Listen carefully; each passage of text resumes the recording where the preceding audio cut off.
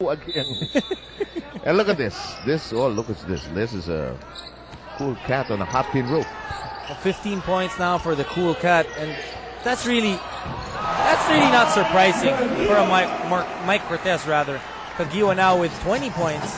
12 lang. 12 points for Kagiwa. Magulo talaga mag-signal yan si Roy. Huwag kang mag-alala. And that has really helped. Boy, this game, Barangay Ginebra back in the lead. This is actually their second taste of the lead. Here's a De La Cruz shot. No. Follow up, no.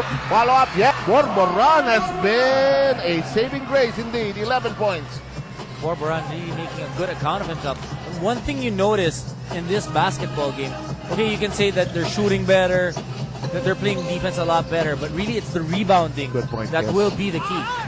Hatfield tries to bring it inside. There's a follow-up. And Hatfield is so hard to stop once he has position inside. He has 13. Well, the good thing about Rudy Hatfield is he actually gets himself to positions like that. Oh, De La Cruz twisting, creating the angle for that particular shot. He had nowhere to go, really. We are tied at 86. And it's you I'm working with the way. Boy, it's such a joy. Wilson, oh, yes! And that's just confidence. That shot, usually Willie Wilson would actually pass that off. But this time, he got it, didn't think about it, just shot it and made it. The competitive level of the LA Tenorio says, I'm free. And that's the beauty when you know how to use a ball fake. You get people confused up in the air and going a different direction. What happens? You need Tenorio with a 12-footer. You know, when LA has the ball, it's like the ball has a string and he has full control over it, and that ball fake epitomizing that. That shot just out of all of the answer. And we talked about earlier, Rudy Hatfield getting himself in positions to do good. And that time, he had position. Joe Devance had to push him off to get a better position, but the referees caught him and called him with a foul. You know, these two coaches, they've been stepping onto the floor because sa practice ganun sila. So then, ewan ko bakit binibigyan pa ng upuan. Sayang. But you know, these are two hard-working coaches, and very hard-working. And they're passionate about this game. In the meantime, we go inside and outside the field. Crowd expecting something. Hatfield, nice feed. Hatfield now with 15 points and 12 rebounds.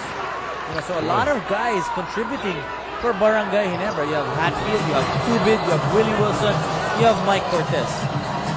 I wonder at what time they'll ask us who the best player is. Oh boy, Kagiwa.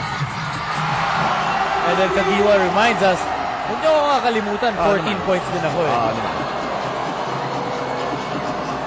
Suddenly, Barangay Ginebra inches forward with a 4-point lead.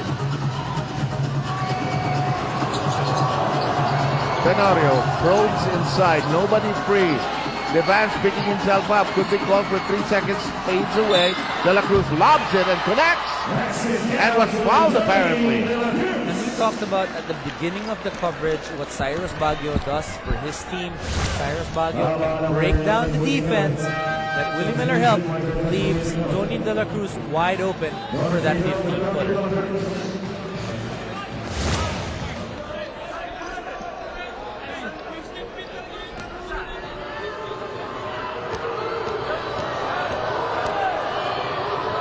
De La Cruz, and it's a 1-point game, 92-91. No, but you know, I wouldn't be surprised. I mean, I kid you a lot, but I wouldn't be surprised if this decides to go an extra 5 minutes with the way both have played here tonight. Alaska needs their third win at this point to carve out a win here. You gotta stop this surge by Ginebra at a certain point if they want to win this ball. There's a knee foul.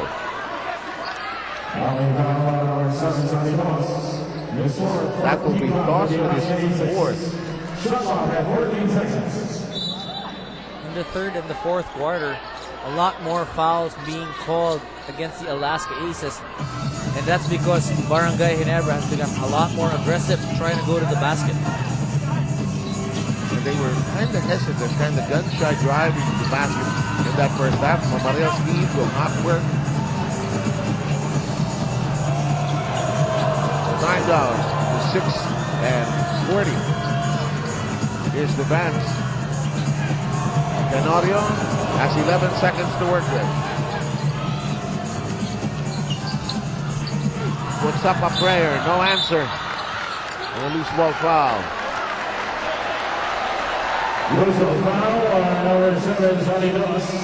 Back-to-back fouls for Santos.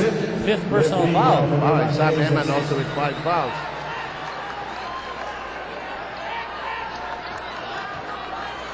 Clinton will call on Eman, but he doesn't get a chance to do so. He'll be asked to sit down along the sideline. Pick and roll. No go. And Ross picks up a rebound before he moves out. Well, Coach Clinton will opt to use Sam Eman and gamble with him fouling out. At least you have Sonny Toss, your number 1 center, coming off the bench if Sam Eman actually does foul out. Cyrus Baguio looked like he was jumping into a pile of people. That sequence collected the 3rd foul of Billy Mamari. Look at the way he attacked. Well, the problem with that drive of Cyrus Baguio is he did get the foul. It seemed like he tweaked his ankle when he landed on it.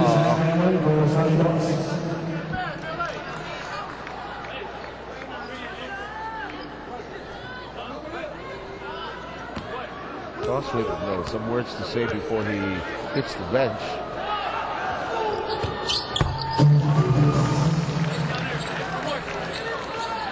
'92 or 93-92. Tagilid itong game nito pag overtime. Pag ikaw kasama ko talaga. Alam mo, pinag-uusapan natin.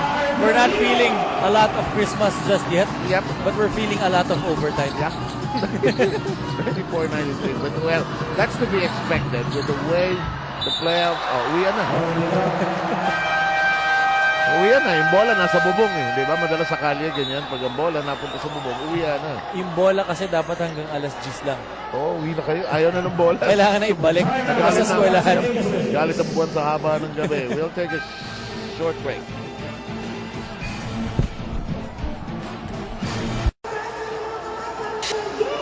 Crowd is yelling like crazy because tons of t-shirts being given away. Willie Wilson has been a factor in this game. Always been a reliable inside operator. Look at what he has done. 15 points and 11 rebounds for Willie Wilson. That's a conference high for him. And look at that, 7 out of 9 free throws. Let's talk about free throws. Well, let's talk about fouls first, because the only way you get to a free throw is if you get fouled. In the first half, Barangay Ginebra had 6 fouls, and in the second half, they've had 9, so a total of 15. Alaska, in the first half, 12 fouls, and in the second half, they already have 17, for a total of 29 fouls. And those fouls, considered now, Barangay Ginebra has gone to the line 30 times. Eman collected 2 quickly. Very quickly, that is, at the top of that third, as Kagiwa has been a bundle of energy. Mamaril fighting for it. And how will this ball go? This should be interesting. We go to Alaska. Well, 5 minutes left in the game with a seesaw battle. Again, what we noticed is rebounding will be the key. What will decide this game. 2-bit fouling. Baguio. Personal foul on Ronald Tubin. And that's just the 4th as a team. No penalty yet for the Gin Kings.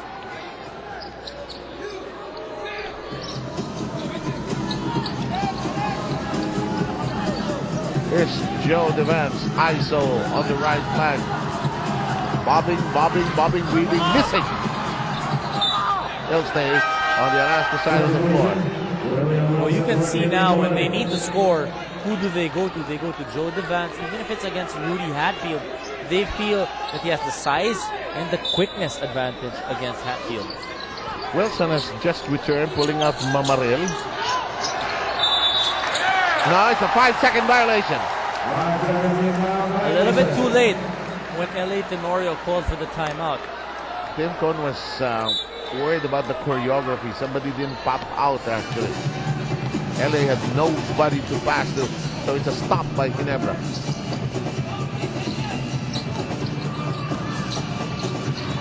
This kick out. Bang! Just a great play again by Mike Cortez. And Ronald Tubid waxing hot with 21 points.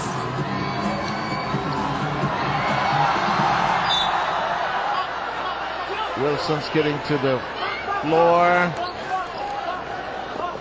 But they'll pick themselves up very quickly. And it'll be inbound, an inbound for the Aces from the baseline. 4:20 to go. And again, the same play and the same thing happened. Nobody was able to pop out, but this time LA Tenorio calls for the timeout.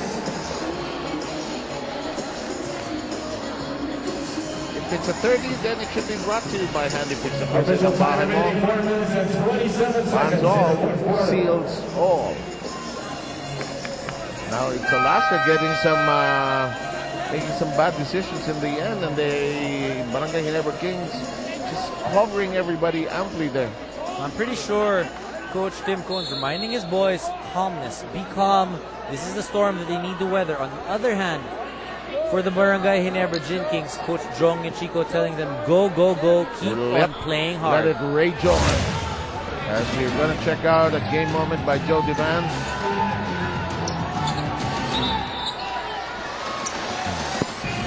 Okay.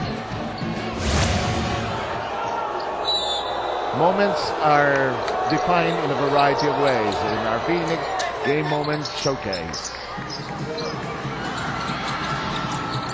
Suddenly, the outside shooting of Alaska beginning to desert them. Remember how Ginebra struggled in that first half? They're finding the target here, but they're scoring more on the offensive board. Well, what's very different with Alaska now in the fourth quarter is they're taking the shots, but they're not moving the ball. Early on, those were easy shots because they would had 4 or 5 passes before they would take the shot. Devan trying to control his dribble, gets it to Sam Eman. They're still in the backcourt, they get it across.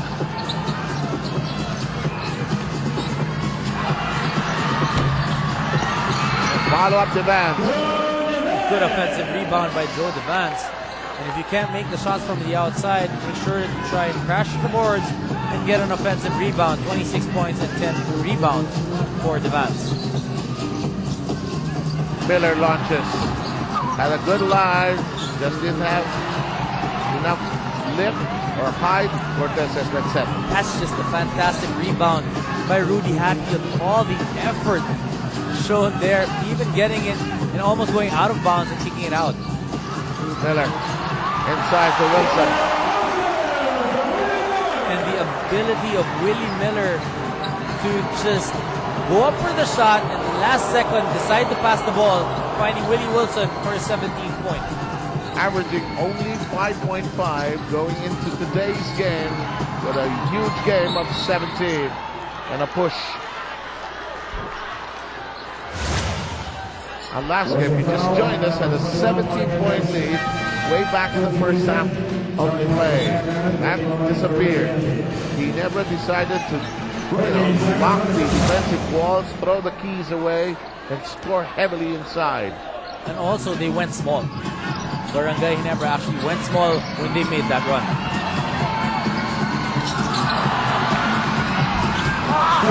That was a lucky shot by Sonny Looks Doss. like it had no chance. And Doss with a double-digit game already with 10. 2:40 remaining. It is a 2-point affair. Amaril, top of the keyhole. Here's Miller. Wilson launches, feeling good. That won't work. Chance now for Alaska to tie up this ball game for the 11th time.